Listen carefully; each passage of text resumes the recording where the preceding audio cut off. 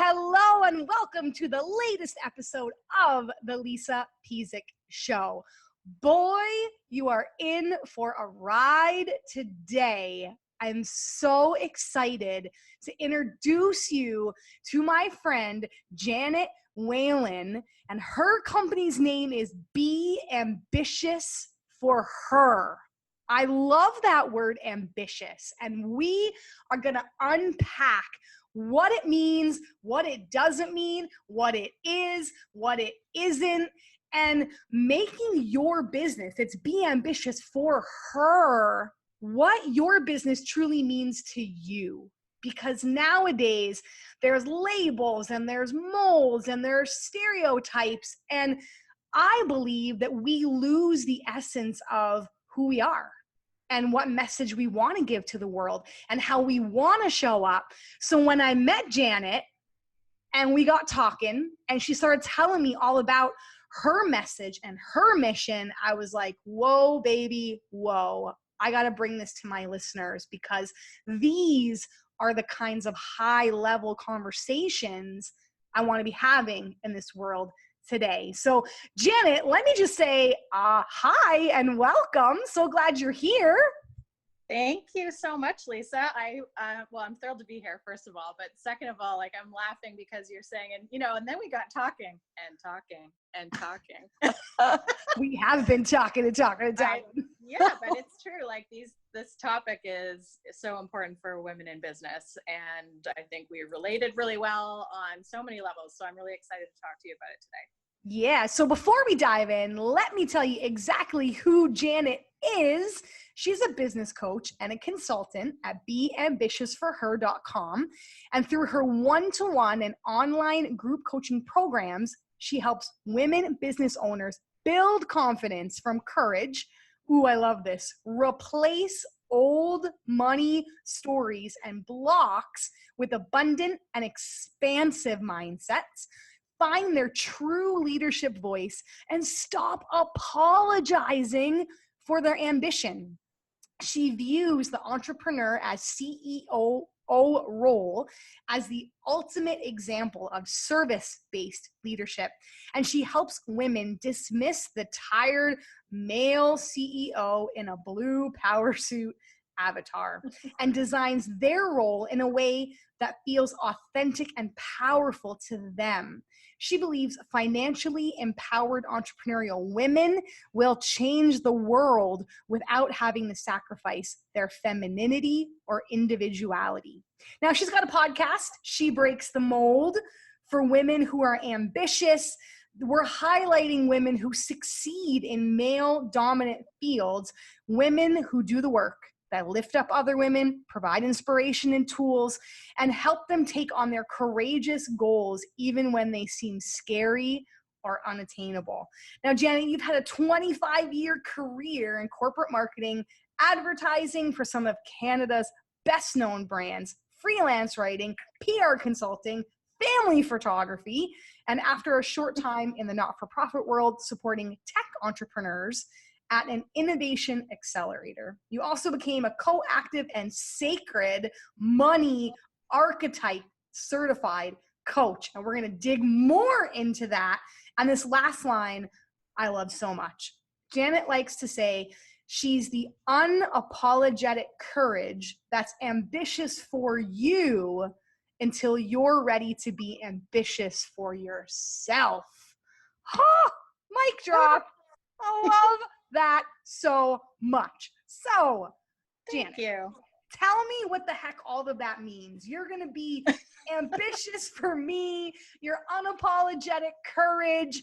Like, where did you get this power and this headspace and just this idea that this was your business, this was your message, and why this message is so needed now in this world? Yeah. Well, okay. A few questions there. I think where did I get that idea is Well, ambition as a word was always really important to me, partly because I don't think I respected my own early in my career. And so when I started consulting with the tech entrepreneurs, I realized that the women I was working with and, you know, seeing and who were pitching to us just were struggling with the same confidence issues and the same struggles that I did back in the mid 90s, late 90s, early 2000s. And I just thought to myself, how are we still here? Like, Yeah. this is crazy. And the word ambition, you know, it's picking up a lot in the last year or two for women.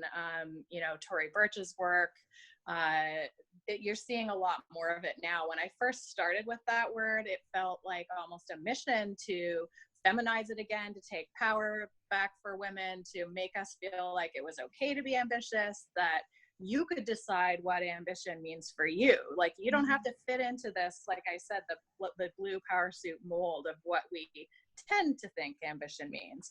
And so what I encountered was a lot of women who loved that idea, but just didn't feel like they were ready to quite step into that for themselves. And I was kind of like, well, you can borrow my ambition until you're ready. Like, and that's sort of where that idea came from.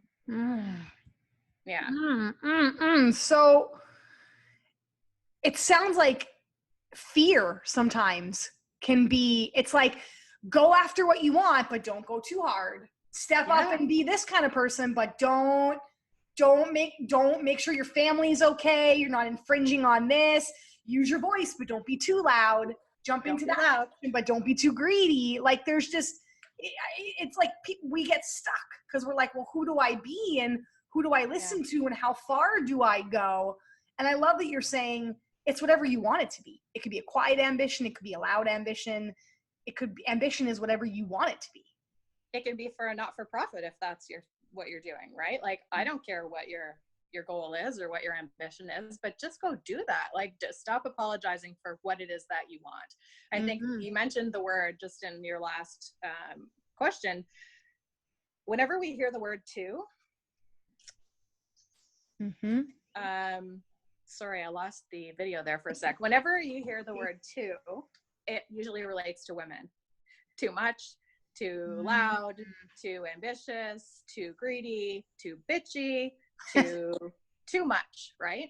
And I just feel like the more we can get used to seeing women who are unapologetically ambitious and who can own that, the more comfortable the world will be with it. And we will get there eventually, but we all just have to take some courageous steps to just own it for now.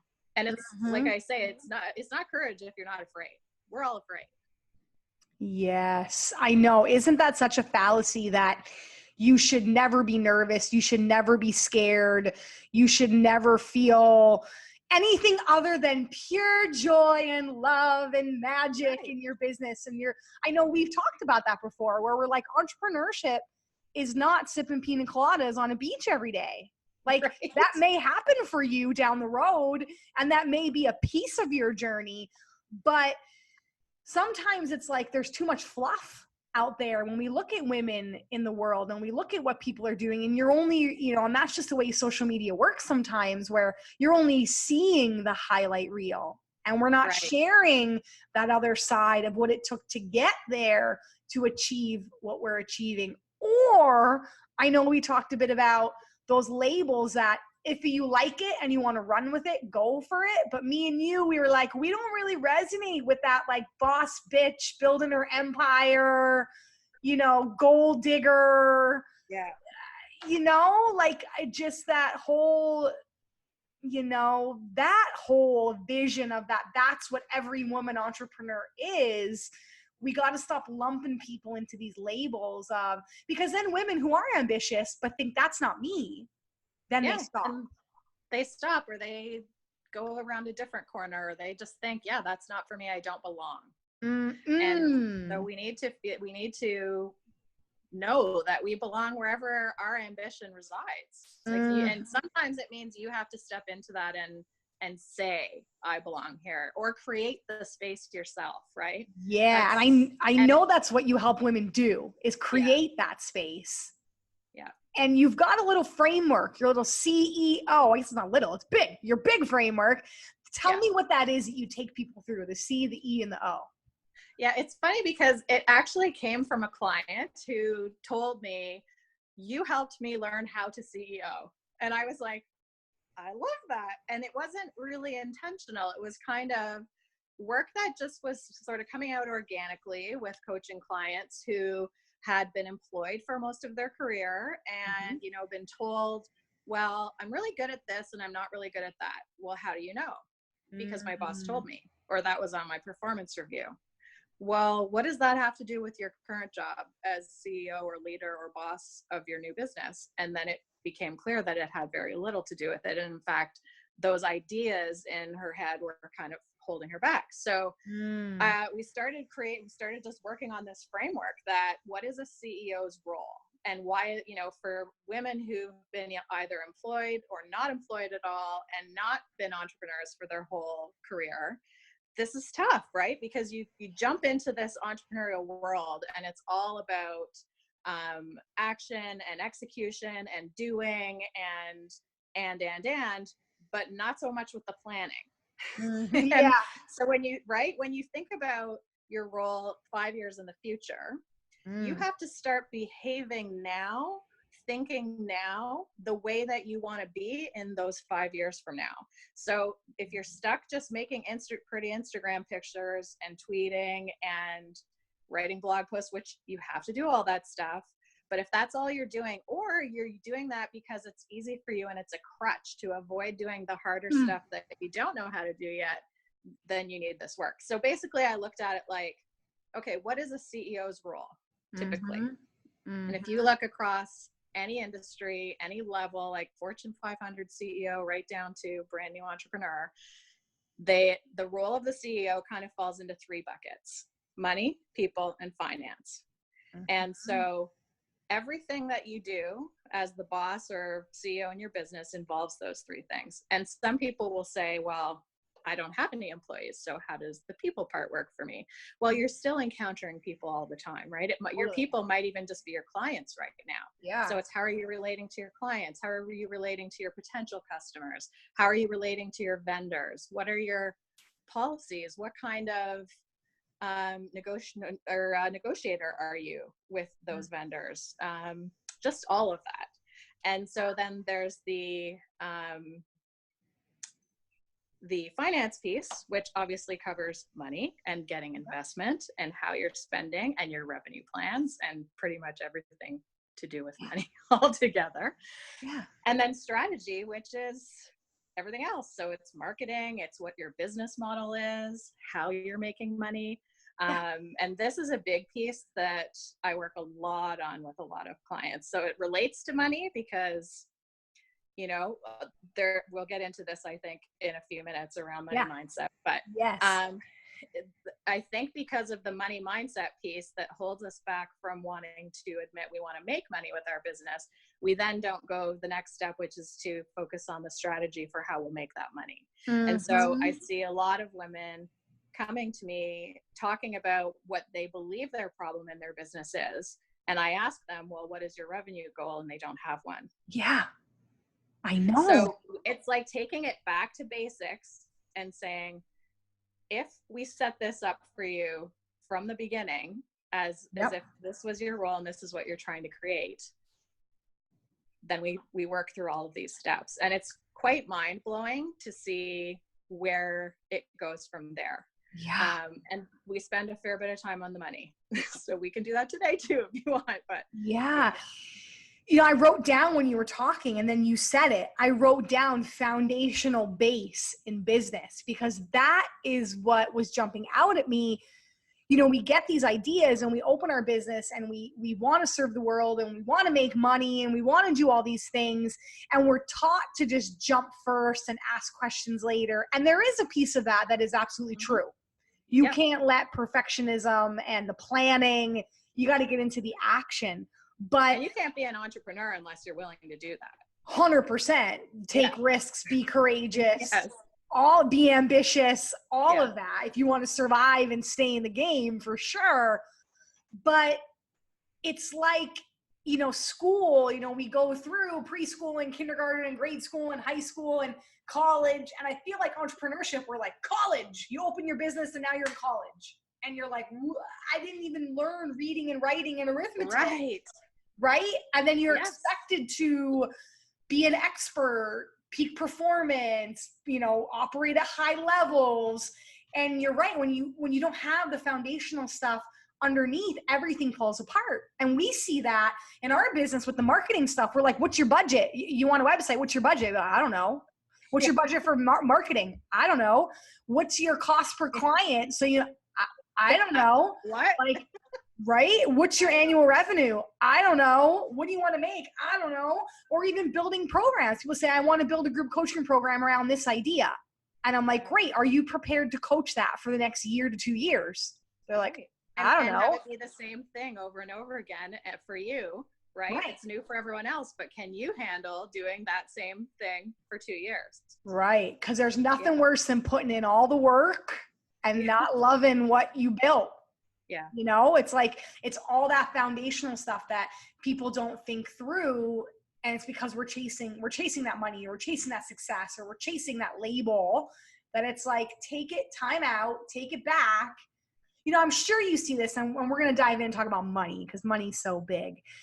Again, it's always like 7 figures. You're not successful if you make 7 figures. And I'm like, like, to me personally, I'm like, BS. I don't need 7 figures to know that I'm successful. If I make 7 figures, fabulous. But some people, 5 figures is huge and game changing to them. Right. So let's talk about that question where you're like, how much money do you want to make? Or what is your revenue? Like, what do you think? And tell me the question.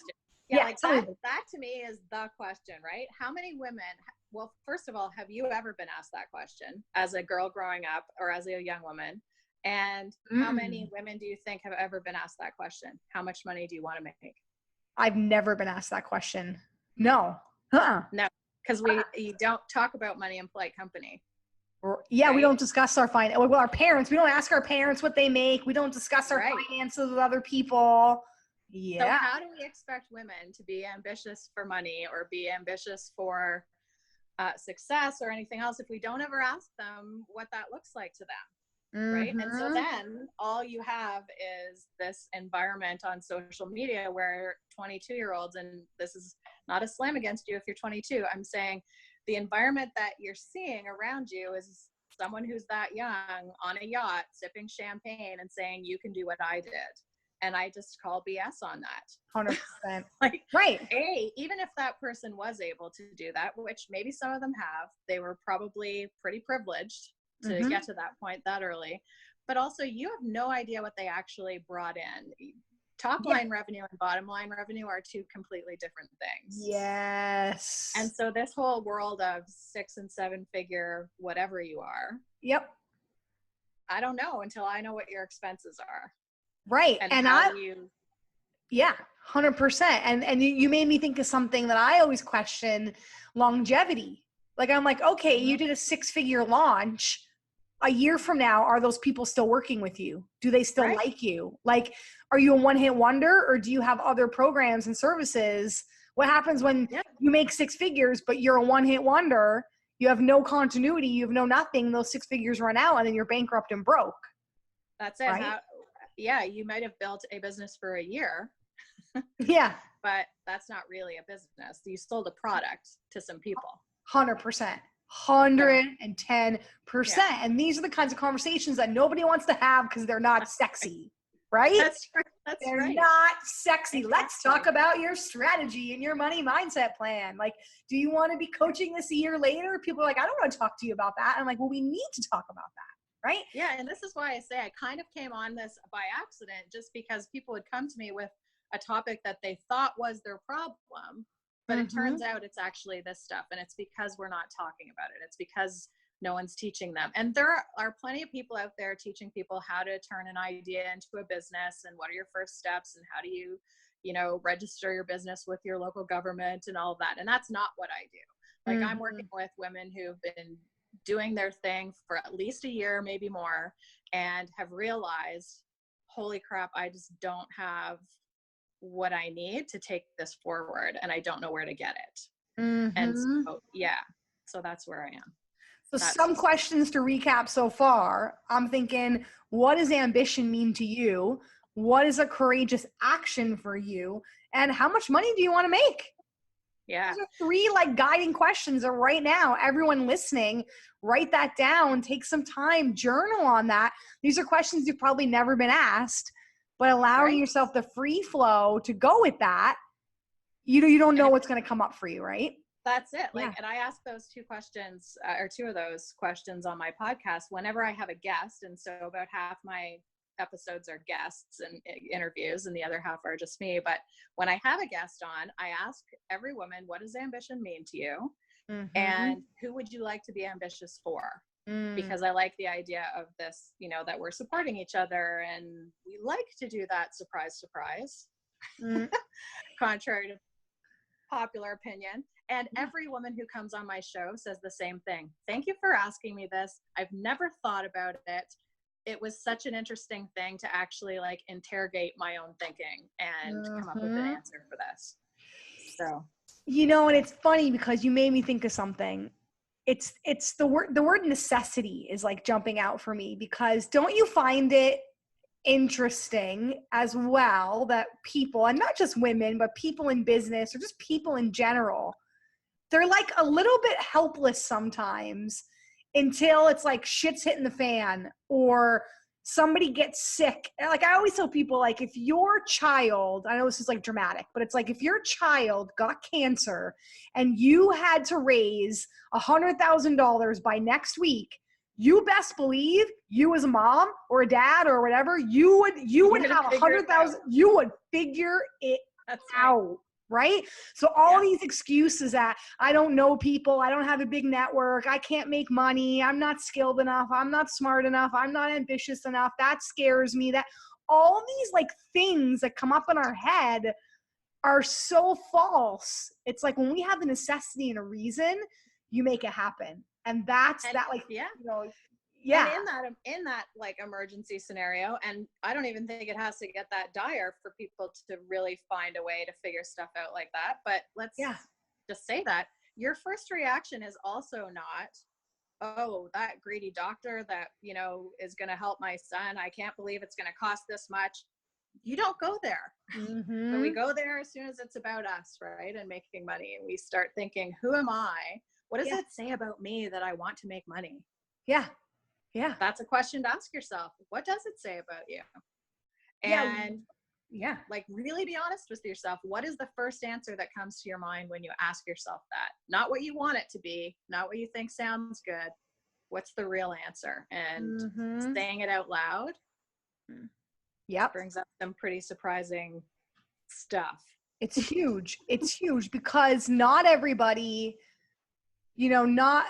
I used to get stuck when I remember when I was marketing and I was like talking about me and I was like, changing the world and this mission. And I'm like, not everybody wants to change the world and wants this life-changing mission. Sometimes people just want to be able to pay their bills, travel the world, have food, on the table, roof over their head, renovate their house, send their kid to college.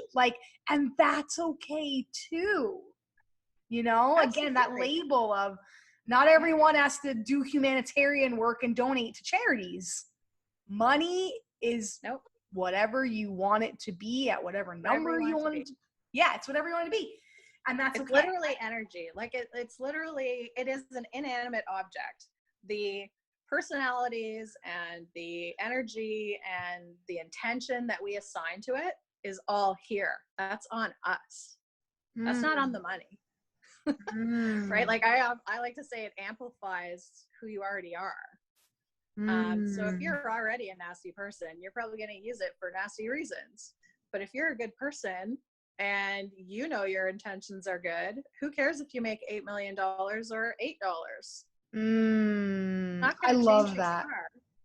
I love that. I love that. Cause I know that when I've talked to women about money, I know that's one that comes up is they're like, oh, my uncle was a millionaire, but he was the biggest piece of crap I'd ever met in my life. So they equate money, millionaire, uncle to I become a jerk. Absolutely. And we're told these stories from when we are very little, right? I mean, money is the root of all evil. Mm-mm. All of us have heard that. Mm-hmm. Why? Where have you heard that? Why? Is that Mm. how Bill and Melinda Gates are using their money right now, as the root of all evil? Right? It's about you and your intention. What do you choose to use it for? And that's why, like, for me, my mission is huge, right? Like, what motivates me is knowing that when women have access to wealth, it is power.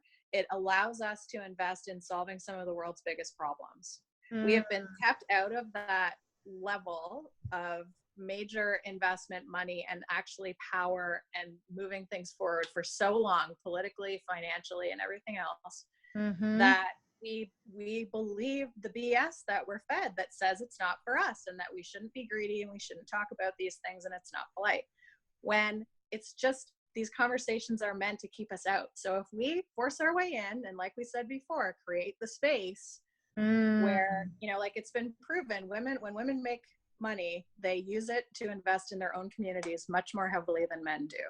So imagine the power of a bunch of financially empowered women and what we could change and what we could do, even if it was just impacting our own families and local neighborhoods. I don't even care, like maybe it's your local school. It allows you to put on a bake sale that you've never been able to afford to do and you really wanted to. I don't care what it is. Maybe it's finding a solution for climate change. Like, it can be as big as that.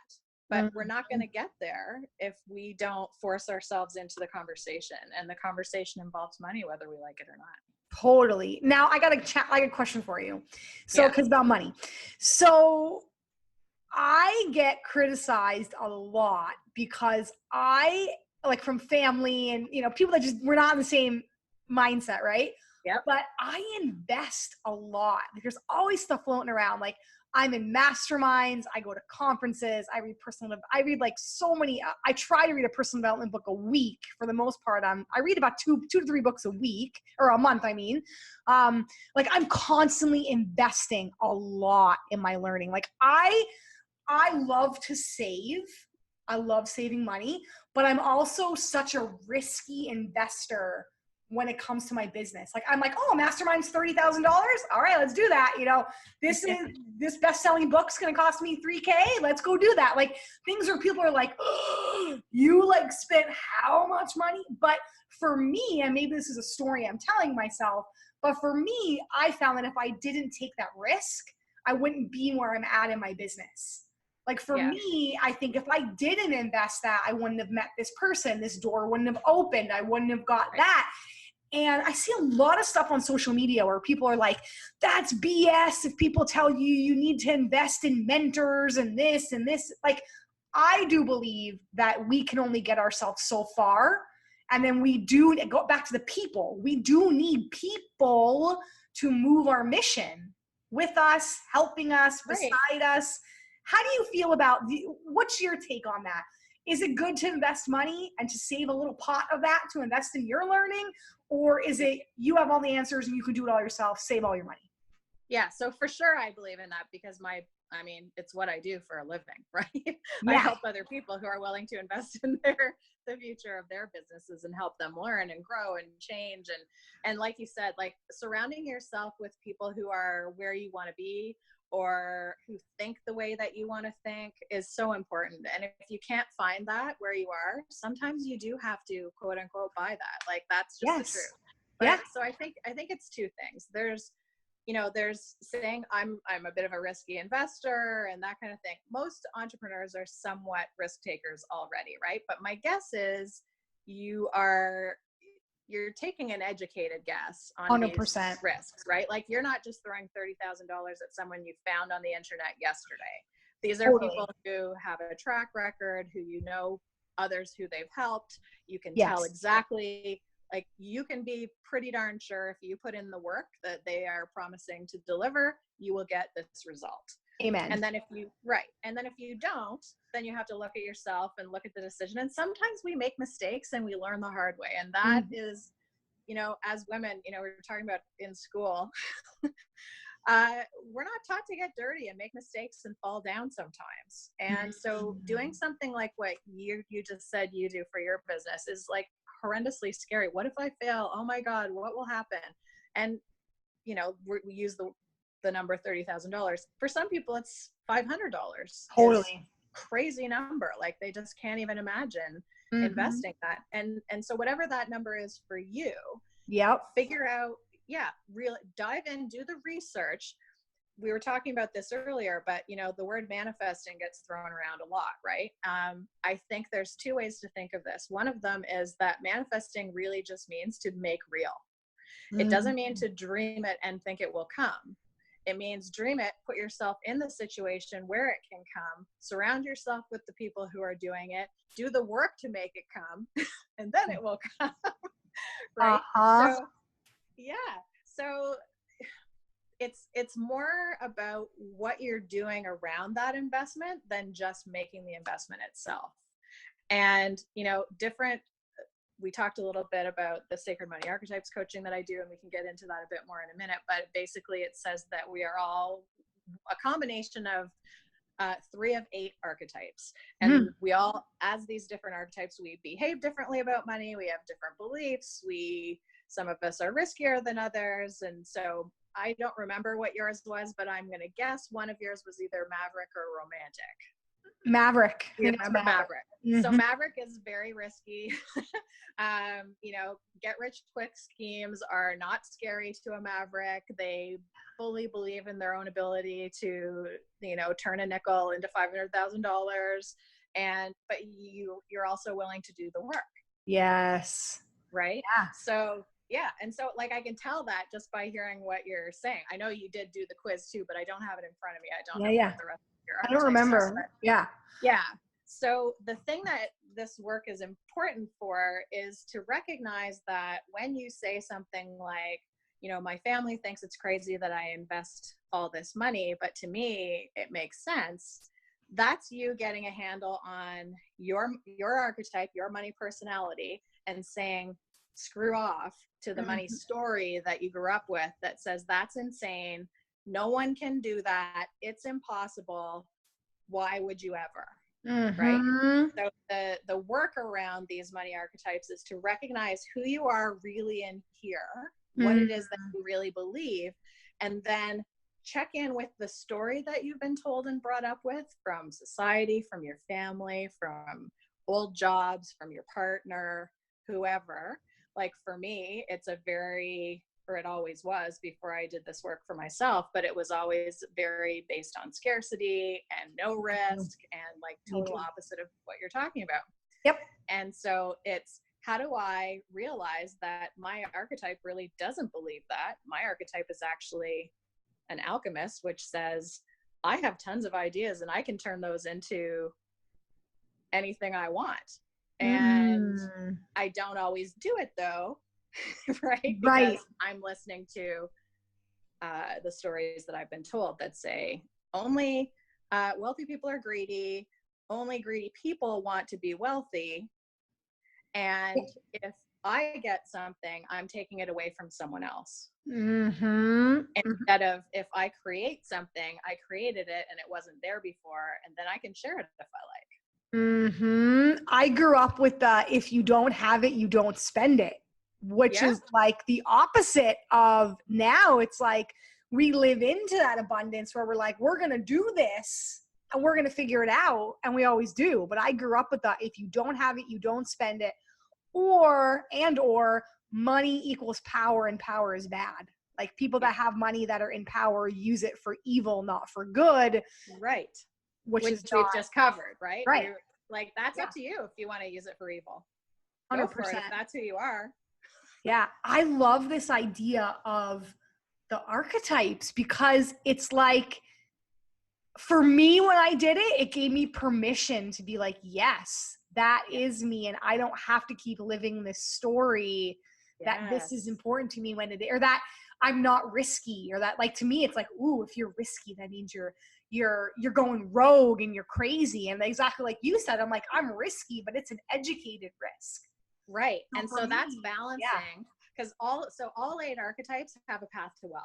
All of them. There is no bad archetype to be. And sometimes there are a couple of them that when people find out this is their archetype, they kind of have some archetype envy for the other archetypes, because they're like, oh crap, I wish I was an accumulator, because that says it's my inner banker and that sounds like it'd be pretty good.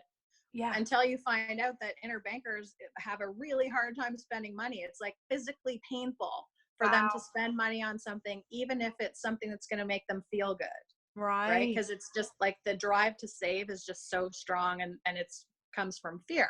So if you can align the strengths of your archetypes with a new money story that says, it's okay if I want to do this because I know I'm a good person and it doesn't have to make me evil or bad or shitty or whatever. Yeah. Then it's like you said, it's like permission, it's like power, it's like the wind beneath your wings. Yeah. And it feels right because you said it's coming from your true nature and your true being and your true spirit. Back to our original conversation, you're not trying to be something or someone that you're not. Right. And when we can get aligned, that's when the power and the ambition, that's when the scary things don't seem so scary, because you're like, this is right for me. This is what I need to do. This is who I need to be. And I don't remember which one it was on the quiz when I did it, but you know how they give you the questions then? Yeah. And it was so you can go back and look. Yeah. And the one, it was like, what is something you can do? I don't remember the time frame. I think it was maybe 60 days or 60 or 90 days, maybe. It was like, what is one thing you can do in the next 60 days to create or to get your annual income? And I was like, oh my God. Like, it's like, if you were forced to, what would you do? Kind of like the thing you're just saying about the parent with the sick child, right? If you were forced to create all your wealth right now, so that, I don't know if that one's Maverick. I think that's, I can't remember which one that is actually. But what would you do? And so they each have, there's a question like that for each of them, which is like, step into the real strengths of that archetype and tell me, what would you either have to do or let go of? Right? So like for me, I would have to let go. So as an alchemist, I sometimes have a love-hate relationship with money. I believe that power corrupts absolutely. And, you know, that the world has an imbalance of, you can probably hear that in my mission statement, right? Yeah. However, if I can walk away from the idea that power equals evil or money equals evil, or that if there's, or if I get some, it means somebody else didn't. Like, it's just so powerful. So for me, the statement that really resonates is, if I do well, I can help other women do well. It's the oxygen mask idea, right? Yeah. So that's how you use the understanding of the archetypes. So it's quite an in-depth coaching program that goes along with this, but it starts off with a really deep understanding of, so you start with this quiz, you get a high level understanding of your top three. And then when you start the coaching program, you get a very deep reading of what the top three mean, how they work together, how they sometimes conspire against each other, right? Like, if, let's say you were an accumulator and a maverick at the same time. So an accumulator is that banker that doesn't like risk, right? And your maverick is out there going, but there's a great opportunity. I want to. That's my angel and devil. That is me. My shoulder. That is me. That is my brain every day. There you go. So you need to figure out, like, what strengths of the accumulator can you take to support the maverick? Like, maybe it's around, you know, doing some real research to say, like, let's find out if this opportunity really is right for me, so I don't just jump headlong, because a maverick can do that. And risk my financial security, which is important. So like, the challenge of the maverick is to learn that financial security isn't going to hurt you, and it's only going to help your ability to take on some of these opportunities that are so exciting for you, right? So it's interesting to see the different combinations when they come up, and how they, like I say, how they support each other and piss each other off sometimes. Right? And I know I'm notorious. If you haven't noticed, I could talk to Janet for like 4,000 years. So before I go off on the next thing, they can do that quiz for free, correct? Yes. And tell them where they can find it. Yeah. So if you go to beambitiousforher.com/money, Money. You have to plug in your email address, because immediately as soon as you finish the quiz, you get an email that tells you your results. The quiz takes about 10 minutes. And I like to say, it should take you about that amount of time, because if it takes you longer, you're thinking too hard, and you're probably answering based on how you wish you could be instead of how you actually are. Yeah. So go with your initial answer is usually the best one, whatever quickly pops into your head. And you'll get the results by email, and then you can let me know if you want to talk more or understand better how they work together. Yeah. I personally did it, and I said it was so interesting. And even just to get those guiding questions, those little pokes at the end of each archetype, I was like, oh, that's gold. Like, even just taking those questions and journaling on that, like that's been ruminating, and I'm going to take action on that about like, what can I do in the next, and actually I had an idea. Anyway, long story short, I'm speaking at a conference, and I was like, if I can convert X amount, that would be my yearly income. And that put purpose to really nailing this. Like, I speak and I'm good at it, so I can get away with winging it, which is my curse, because I could go on stage and speak and wing it, and people would say, oh, that's amazing. But I'm holding myself back by not reaching for that excellence and really going for it and practicing. So that for me, I was like, okay, I can wing it and convert X amount, but if I really go at this with excellence, I could probably there's enough people, and if I convert right, I could make an annual income from one event. And that was the question from doing that quiz that made me think deeper about that opportunity. So do the quiz, people, because you never know. Like, well, that's it. And if you like if you do the work like you just did, right? This is what we were talking about before. You have to do the work to make these things happen for yourself. But like, you just covered two things for yourself there. So as a maverick, you take some risky choices. And did we lose each other? No, nope, there we are. I gotcha.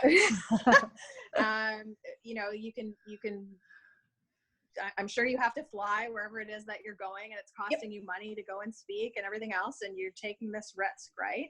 But you've just totally supported your maverick's decision with very like down to earth. This is how I'm going to make this pay off. This is why this is not risky for me anymore. It's still fun because I don't know 100%. So you're still getting the kind of the light up of that.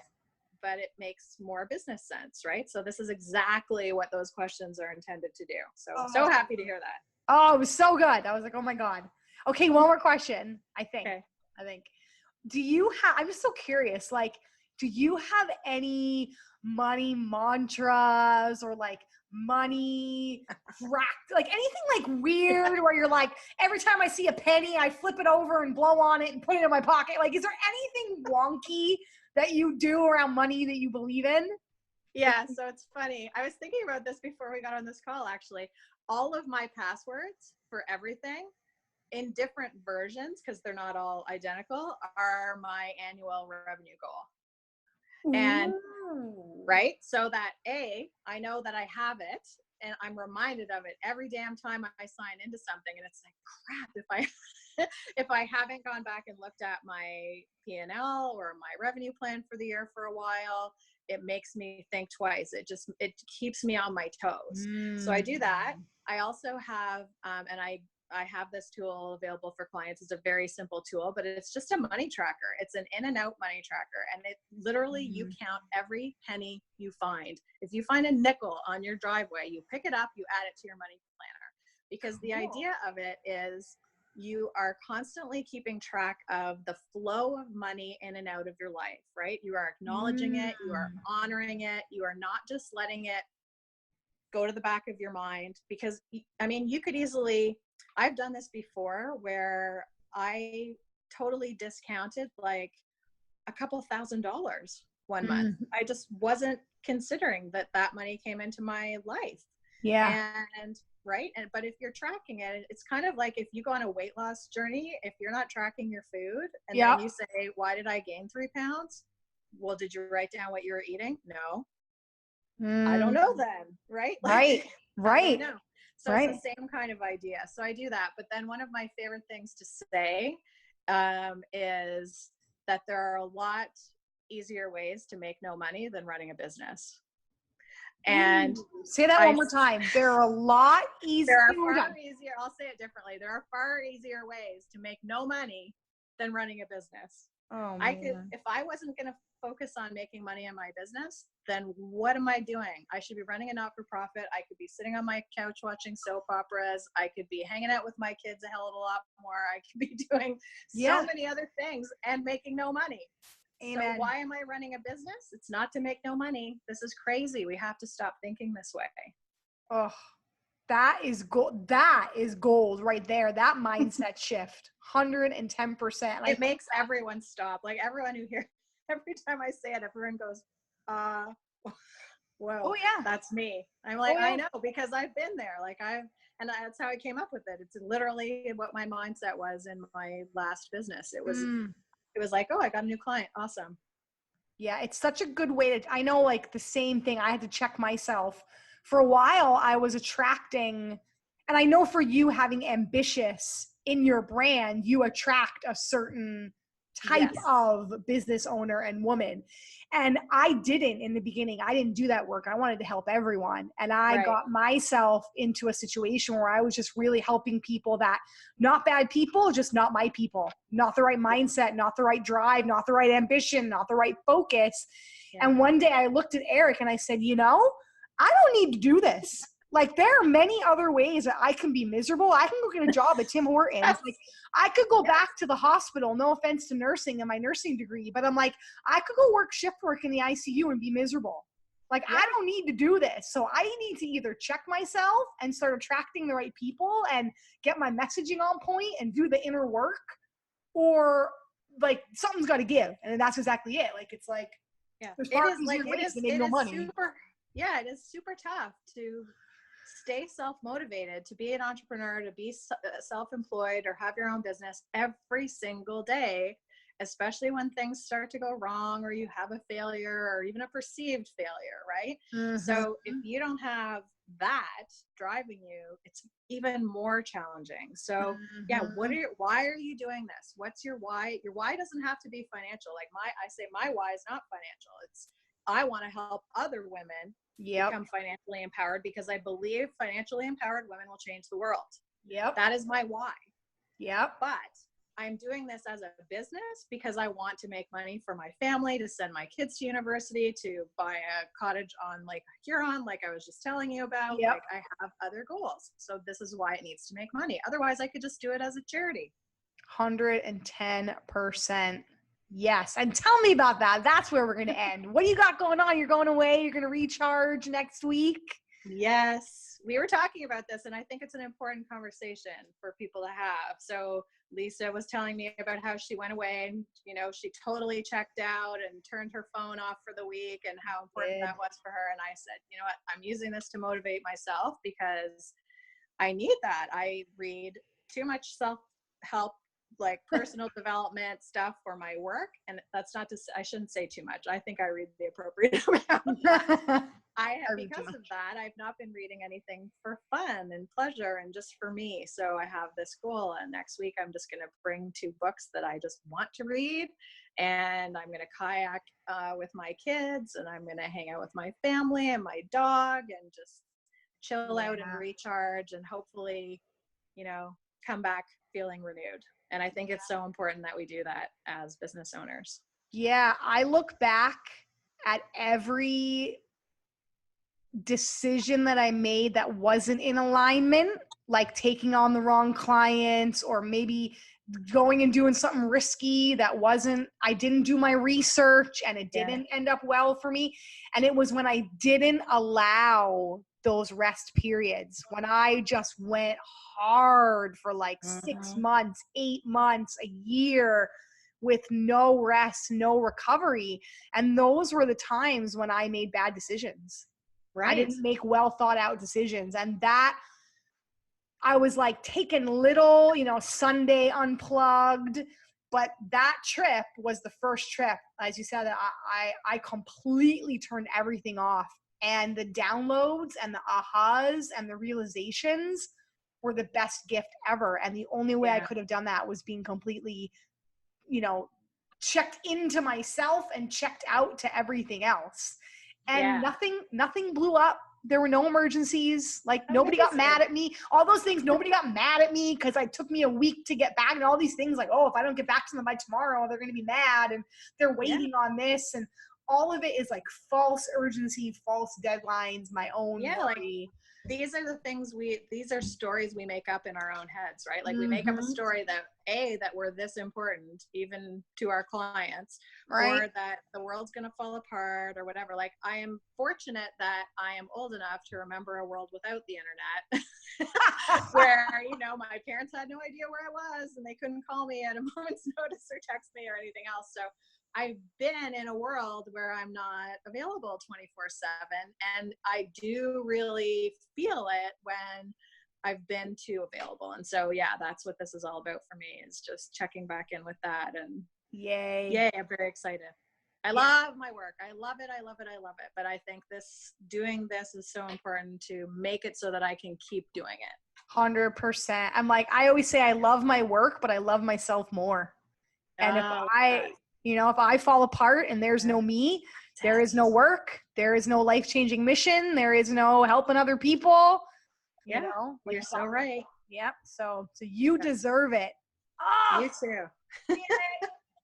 I could listeners, can I please can you agree that I'm going to have Janet back because I just love her. And I opened up a branch called Happy Healthy Women in our Ancaster, if you're local to me area, where we do workshops and all sorts of teaching. And Janet joined me to be what's called a trailblazer, meaning she's on my team, and we're going to be hosting workshops on money and the CEO and people and strategy and all this stuff that you have heard on this podcast. So if you're local, we would love to have you out at a workshop, and I'll post the Happy Healthy Women links there. And if you're not local, make sure you go to Be Ambitious for Her /money.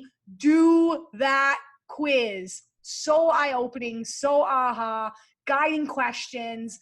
I mean, we're more than halfway through the year. Yeah, it's a good check-in now, right? To be next thing you know, it's going to be Christmas, and we're going to go, what happened?